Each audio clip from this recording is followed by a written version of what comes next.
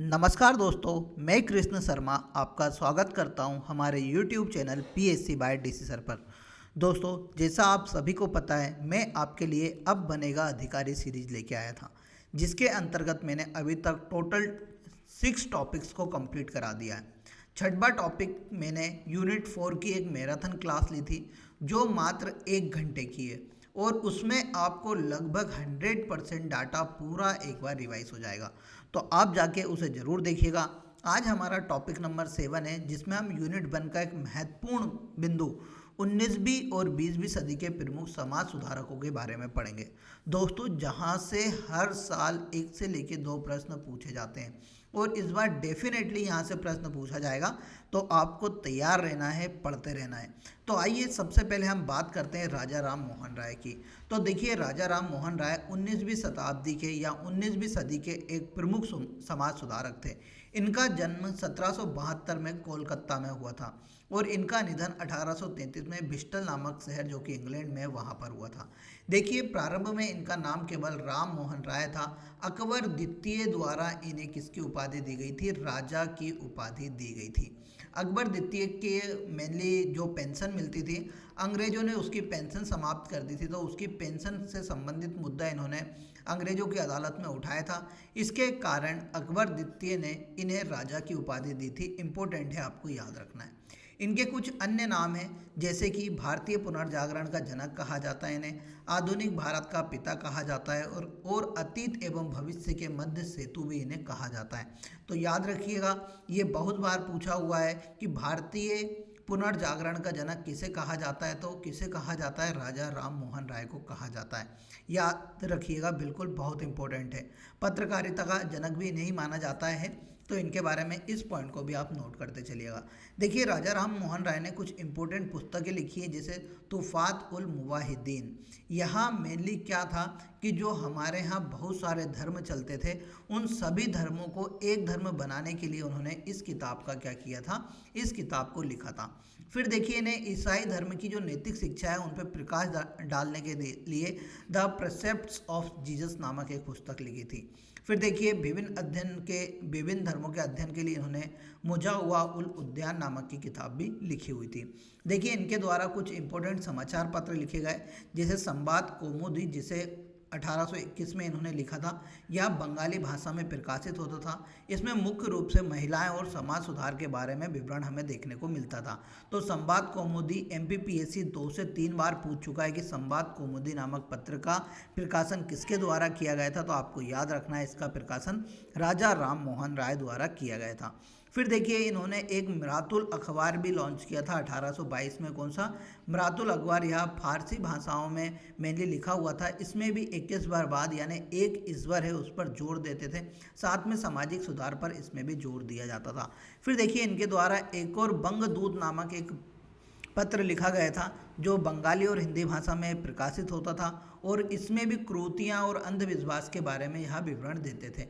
तो ये सभी आपको याद रखना है। ये इनकी पुस्तक तुफात उल मुवाहिदीन बहुत इंपॉर्टेंट है। संवाद कौमुदी और मिरातुल अखबार इनके बहुत इंपॉर्टेंट अखबार हैं। इनको जरूर याद रखिएगा, आपके एग्जाम में पूछे जा सकते हैं। फिर देखिए, इनके कुछ सुधारों के बारे में हम बात करते हैं। तो 1811 में इन्होंने सती प्रथा का विरोध प्रारंभ किया था।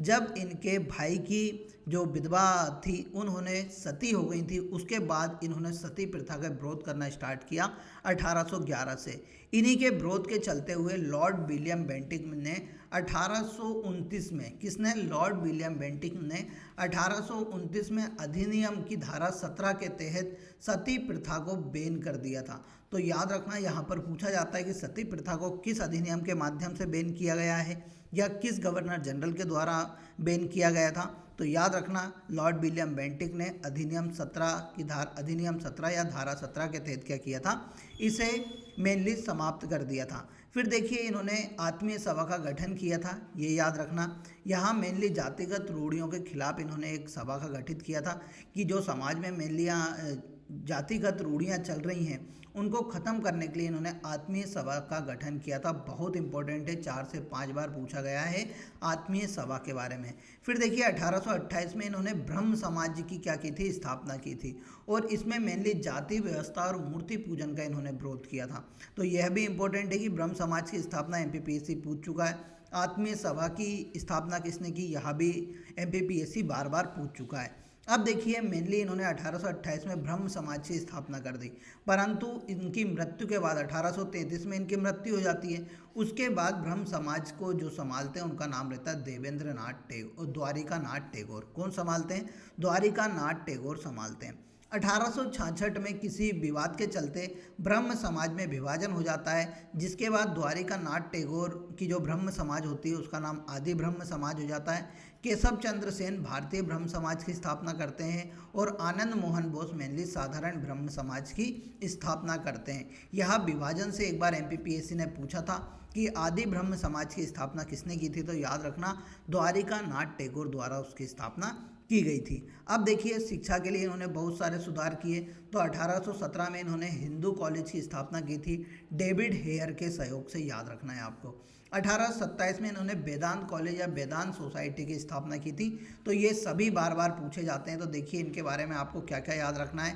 एक रखना है आत्मीय सभा किसने, तो हमारे राजा राम मोहन राय ने। फिर ब्रह्म समाज की स्थापना, तो सर ब्रह्म समाज की स्थापना भी किसने की थी, राजा राम मोहन राय द्वारा की गई थी। हिंदू कॉलेज की स्थापना किसके द्वारा की गई थी 1817 में, तो मेनली राजा राम मोहन राय के द्वारा। वेदांत सोसाइटी या वेदांत कॉलेज की स्थापना किसने की थी, तो राजा राम मोहन राय द्वारा की गई थी। ये सभी पॉइंट आपको याद रखने हैं। संवाद कौमुदी को जरूर याद रखना क्योंकि आपके एग्जाम में पूछा जा सकता है।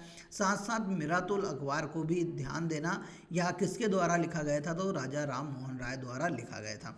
और इनकी मृत्यु क्या हुई थी, एक ब्रिस्टल नामक जगह है इंग्लैंड में, वहाँ पर इनकी मृत्यु हो जाती है 1833 में, तो याद रख लेना उसे भी। फिर देखिए अगले हम समाज सुधारक पे चलते हैं, उससे पहले मैं आपको यूनिट टेस्ट के बारे में बता देता हूँ कि भैया मात्र 99 में आपको यूनिट टेस्ट मिल रहा है, जिसमें आपको टोटल 35 टेस्ट है और 35 टेस्ट की आपको पीडीएफ भी प्रोवाइड की जा रही है। आप इन पीडीएफ को आपकी बेंच पे रख लीजिए और उसमें आंसर की भी अटैच होती है, वहाँ से देख देख के उसे एक बार सॉल्व कर लीजिए। आपके एग्जाम में डेफिनेटली इन 35 टेस्ट से ही कहीं ना कहीं प्रश्न देखने को मिलने वाले हैं। तो इस टेस्ट सीरीज को लेना बिल्कुल ना भूलिएगा। कल आप सभी का टेस्ट है, जैसे मान लीजिए का आज है 4 तारीख, तो आज आपका जनजाति से संबंधित टेस्ट होगा। कल आपकी एफएलटी रहने वाली है। उसके बाद 8 से लेकर 12 तक लगातार 5 एफएलटी रहेंगी। तो तैयार रहिएगा इन एफएलटी को देने के लिए, क्योंकि आपका एग्ज़ाम भी नज़दीक है।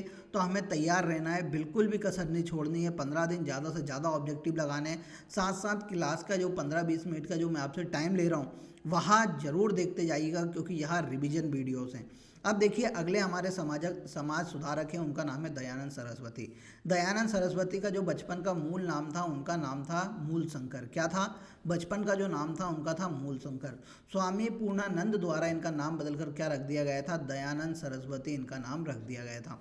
तो यहाँ एमपीपीएससी ने पूछा था दयानंद सरस्वती का बचपन का नाम क्या था, तो उनका बचपन का नाम था मूल शंकर। दयानंद सरस्वती का जन्म 1824 में गुजरात राज्य में होता है। याद रखना इन्हें भारत का मार्टिन लूथर भी कहा जाता है। क्या कहा जाता है, मार्टिन लूथर भी कहा जाता है। मेनली जो यूके वाला क्षेत्र है, इंग्लैंड वाला क्षेत्र, उसमें मेनली जो समाज सुधारक थे मार्टिन लूथर। तो ऐसा ही हमारे भारत के मार्टिन लूथर किसे कहा जाता है, दयानंद सरस्वती को कहा जाता है। और भारतीय पुनर्जागरण का जनक किसे कहा जाता है, तो राजा राम मोहन राय को कहा जाता है। दोनों में कन्फ्यूज़न बिल्कुल नहीं होना है। तो देखिए दयानंद सरस्वती ने सबसे पहले स्वामी ब्रजानंद से वेदों की शिक्षा ली और वेदों की शिक्षा लेने के बाद ये क्या बन गए, एक गुरु बन गए। और इन्होंने वेदों को इतने अच्छे से पढ़ा था, उन्होंने बोला कि भैया वेदों में पूरा सार लिखा हुआ है, कैसे दुनिया चलती है, कैसे क्रूतियों को मिटाया जाता है। इसलिए इन्होंने एक स्लोगन दिया, वेदों की ओर लौटो। इंपॉर्टेंट है, एमपीपीएससी 4 से 5 बार पूछ चुका है, वेदों की ओर लौटो किसने दिया था, तो दयानंद सरस्वती ने ही एक स्लोगन दिया था, वेदों की ओर लौटो। जब हम वेद की ओर लौटेंगे तो हमें आनंद आएगा। तो ऐसे आपको याद हो जाएगा कि भैया वेद की ओर लौटेंगे तो हमें आनंद आएगा, तो दया धन आनंद दयानंद। ठीक है, स्वराज शब्द का इस्तेमाल करने वाले यह पहले व्यक्ति थे, उन्होंने 4 स्वय दिए थे। तो याद रखना, यह पूछा जाता है स्वराज शब्द का इस्तेमाल करने वाले पहले व्यक्ति कौन थे, तो उनका नाम था दयानंद सरस्वती। इन्होंने 4 स्वय दिए, एक था स्वराज, स्वधर्म, स्वदेशी और स्वभाषा। तो ये 400 किसने दिए थे? तो ये दिए थे दयानंद सरस्वती द्वारा। अब दयानंद सरस्वती ने कुछ पुस्तकें लिखी। सबसे पहले उनके विचारों के ऊपर उन्होंने एक पुस्तक लिखी, उसका नाम था सत्यार्थ प्रकाश। MPPSC 8 से 9 बार पूछ चुका है सत्यार्थ प्रकाश किसके द्वारा लिखी गई थी? तो आपको याद रखना है किसके द्वारा? दयानंद सरस्वती द्वारा लिखी गई थी। फिर देखिए पाखंड खंडन नामक एक पुस्तक लिखी, और वेद भाष्य भूमिका नामक पुस्तक भी किसके द्वारा? दयानंद सरस्वती द्वारा लिखी गई थी। अब देखिए समाज सुधार के लिए उन्होंने मेनली क्या क्या किया? तो देखिए आर्य समाज की स्थापना 1875 में लाहौर में किसके द्वारा की गई थी? दयानंद सरस्वती के द्वारा ही की गई थी। यहाँ मेनली इसका उद्देश्य क्या था कि जाति व्यवस्था जो है उसका विरोध करना, विधवा विवाह को प्रोत्साहित करना और स्त्री शिक्षा को भी प्रोत्साहित करना मेनली आर्य समाज का उद्देश्य था। बिल्कुल इंपॉर्टेंट, आपको याद रखना है। देखिए धार्मिक सुधार और सिद्धि आंदोलन भी चलाया इस दौरान। मेनली यहाँ पर क्या किया गया है कि जो व्यक्ति ने अपना हिंदू धर्म से परिवर्तित हो गए थे उन लोगों को वापस हिंदू धर्म में लाने के लिए उन्होंने सिद्धि आंदोलन चलाया था। किसके द्वारा? दयानंद सरस्वती द्वारा चलाया गया था, याद रखना। अब देखिए यहाँ पर पूछा जाता है आर्य समाज की स्थापना, तो आपको याद रखना 1875 में हुई थी। आर्य समाज का विभाजन 1892-1893 में हो जाता है, और उसके बाद आर्य महिला समाज की स्थापना कौन करती हैं?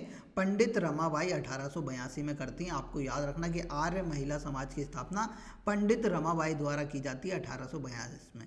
बेरेंटाइन सिरोल द्वारा आर्य समाज को अशांति का जन्मदाता कहा जाता है। किसको? वैलेंटाइन सिरोल ने मेनली आर्य समाज को क्या कहा जाता था? क्या कहा था? भारतीय अशांति का जन्मदाता कहा था। फिर देखिए इनके द्वारा 1882 में गोरक्षणी सभा की स्थापना की गई। फिर झूठों धर्मों का खंडन करने के लिए इन्होंने पाखंड खंडनी पताका की भी स्थापना की थी। तो ये सभी स्थापना किसके द्वारा की गई थी? दयानंद सरस्वती के द्वारा की गई। अब देखिए स्वामी विवेकानंद की बात आती तो स्वामी विवेकानंद के बचपन का नाम था नरेंद्रनाथ दत्त। इनका जन्म भी 1863 में कोलकाता में हुआ था। भारत में जो पुनर्जागरण स्टार्ट हुआ वह कोलकाता से ही स्टार्ट हुआ। तो आप जितने भी ये लोग देखेंगे समाज सुधारक, तो ये आपको कहाँ से देखने को मिलेंगे? मेनली कोलकाता से ही देखने को मिलने वाले हैं। तो इनका स्वामी विवेकानंद नाम किसने कर दिया था? तो इनका नाम खेतड़ी के महाराजा थे, उनके द्वारा इनका नाम स्वामी विवेकानंद कर दिया गया था। इनकी कुछ प्रमुख पुस्तकें हैं, जैसे राजा योग, कर्म योग, ज्ञान योग। राजा योग नहीं, राजयोग, कर्म योग, ज्ञान योग। ये इंपॉर्टेंट है, MPPSC 3 से 4 बार पूछ चुका है कि राजयोग, कर्म योग और ज्ञान योग किसके द्वारा लिखी गई पुस्तकें? तो यह स्वामी विवेकानंद द्वारा लिखी गई पुस्तकें। उसके बाद भक्ति योग इन्होंने लिखा, माई मास्टर लिखी, वेदांत फिलोसॉफी, ये सभी पुस्तकें स्वामी विवेकानंद द्वारा लिखी गई थी। इन्होंने 1897 में रामकृष्ण मिशन की स्थापना की गई थी। किनके सम्मान में? इनके गुरु थे रामकृष्ण परमहंस, उनके ही सम्मान में रामकृष्ण मिशन की स्थापना की थी और रामकृष्ण मठ की भी स्थापना की थी। 1893 में इन्होंने शिकागो में धम्म सम्मेलन में भाग लिया था, और इसमें इन्होंने सभी लोगों को भाई बहनों के नाम से संबोधित किया था। आपको याद रखना है। फिर देखिए स्वामी विवेकानंद ने एक प्रमुख श्लोक दिया है, उठो जागो लक्ष्य प्राप्ति तक मत रुको। यह कितना महत्वपूर्ण है आपके वर्तमान जीवन से कि भैया अभी हमें लक्ष्य प्राप्त नहीं हुआ है तो हमें उठना है, जगना है, और तब तक नहीं रुकना है जब तक हमें लक्ष्य प्राप्त नहीं हो जाए। तो ये किसने दिया था? तो ये लक्ष्य दिया था स्वामी विवेकानंद द्वारा, आपको याद रखना है। फिर देखिए केशव चंद्र सेन की बात करते हैं, तो केशव चंद्र सेन एक प्रमुख समाज सुधारक रहे भारत के, और इनका जन्म भी कोलकाता में होता है। इनके द्वारा भारतीय ब्रह्म समाज की स्थापना 1866 में की जाती है। उसके अलावा संगत सभा की स्थापना भी केशव चंद्र सेन ने की थी, आपको याद रखना। इनके द्वारा एक पत्रिका लिखी जाती है, उसका नाम है इंडियन मिरर। क्या थी? इंडियन मिरर, याद रखना। देखिए केशव चंद्र सेन ने ब्रह्म विवाह अधिनियम 1872 में पारित किया था, जब भारत के वायसराय कौन थे? लॉर्ड नॉर्थ ब्रुक नामक यहाँ के क्या थे? वायसराय थे। इस अधिनियम के माध्यम से लड़के की शादी की उम्र 18 वर्ष होनी चाहिए और लड़की की 14 वर्ष होनी चाहिए, तभी मेनली क्या होगी? विवाह हो सकेगा। यह ब्रह्म विवाह अधिनियम में कहा गया था। तो देखिए मेनली आगे चलते हैं देवेंद्रनाथ टैगोर के ऊपर। तो देवेंद्रनाथ टैगोर का जन्म भी कोलकाता में होता है। इनके द्वारा ब्रह्मो समाज के यहाँ प्रमुख नेता बनते हैं। तत्वबोधिनी सभा इम्पोर्टेंट है। देवेंद्रनाथ टैगोर द्वारा तत्व बोधिनी सभा की स्थापना की गई थी। याद रखना, एमपीपीएससी 4 से 5 बार पूछ चुका है। इनके द्वारा कुछ प्रमुख पुस्तकें लिखी गई। ब्रह्म धर्म, आत्म परिचय, ब्रह्म उपदेश। इनके द्वारा शिक्षा के लिए हिंदू कॉलेज की स्थापना की गई थी कोलकाता में। फिर देखिए ईश्वर चंद्र विद्यासागर की बात करते तो ईश्वर चंद्र विद्यासागर ने और 1856 में हिंदू विवाह पुनर्विवाह अधिनियम लागू कराया था, जब भारत के वायसराय कौन थे? लॉर्ड डलहौजी थे। तो याद रखना है, हिंदू विधवा पुनर्विवाह अधिनियम किसके अथक प्रयासों से मेनली लागू हुआ था? तो वहाँ हुआ था ईश्वर चंद्र विद्यासागर से। और यह कब पारित हुआ? तो 1856 में हुआ था। यह एमपीपीएससी 4 से 5 बार पूछ चुका है। फिर देखिए द्वारिकानाथ ठाकुर की बात करते तो इनका जन्म भी मेनली कोलकाता में होता है और यह ब्रिटिश इंडिया एसोसिएशन के सह संस्थापक थे, याद रखना। फिर देखो अन्य की बात करते हैं तो ज्योतिबा फुले महाराष्ट्र की एक प्रमुख मेनली सामाजिक सुधारकर्ता थी। इनके द्वारा सत्य शोधक समाज की स्थापना की गई थी। साथ ही एक इम्पोर्टेंट पुस्तक गुलामगिरी लिखी गई थी। एमपीपीएससी 5-6 बार पूछ चुका है, तो आपको याद रखना है। फिर देखिए प्रार्थना सभा की स्थापना मुंबई में मेनली महादेव गोविंद रनाडे, रामकृष्ण गोपाल भंडारकर और अन्य समाज सुधारक द्वारा प्रार्थना सभा की स्थापना कहाँ पर? मुंबई में की गई थी। फिर देव समाज की स्थापना लाहौर में मेनली शिव नारायण अग्निहोत्री द्वारा की गई थी। इंपॉर्टेंट है भैया। यंग बंगाल आंदोलन की स्थापना हेनरी विवियन डिजेरियो द्वारा की गई थी, यह भी इंपॉर्टेंट है। अब देखिए कुछ प्रमुख संगठन हैं, इनके बारे में हम पढ़ लेते हैं। तो देखिए एशियाटिक सोसाइटी की स्थापना विलियम जोन्स ने की थी। इंपॉर्टेंट है, एमपीपीएससी 4 से 5 बार पूछ चुका है। फिर आत्मीय सभा की स्थापना राजा राम मोहन राय द्वारा 1815 में की गई थी। वेदांत कॉलेज की स्थापना 1825 में राजा राम मोहन राय द्वारा ही की गई थी। युवा बंगाल आंदोलन 1826 में हेनरी लुई विवियन डिरीजियो द्वारा चलाया गया था। ब्रह्म समाज की स्थापना 1818 में 1828 में राजा राम मोहन राय द्वारा की गई थी। तत्व बोधिनी सभा की स्थापना 1839 में देवेंद्रनाथ ठाकुर द्वारा की गई। ब्रिटिश सार्वजनिक सभा की स्थापना 1843 में दादा भाई नौरोजी द्वारा की गई थी।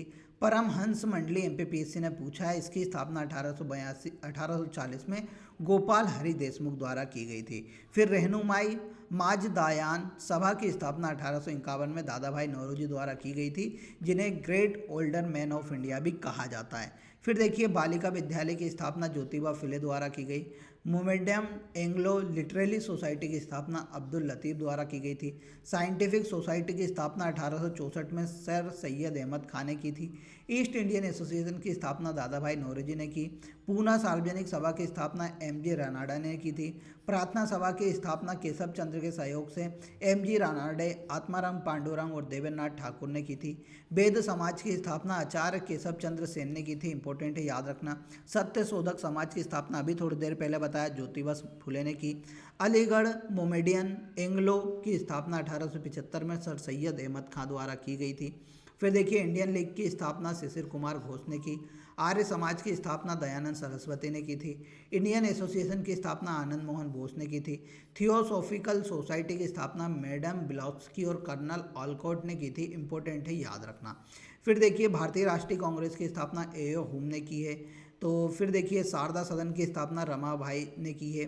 फिर रामकृष्ण मिशन की स्थापना स्वामी विवेकानंद ने की है। अभिनव भारत संस्था विनायक दामोदर सावरकर द्वारा बनाई गई थी। फिर देखिए सर्वेंट्स ऑफ इंडिया सोसाइटी की स्थापना गोपाल कृष्ण गोखले ने की। मुस्लिम लीग की स्थापना आगा खां और सलीम उल्लाह ने की थी, याद रखना।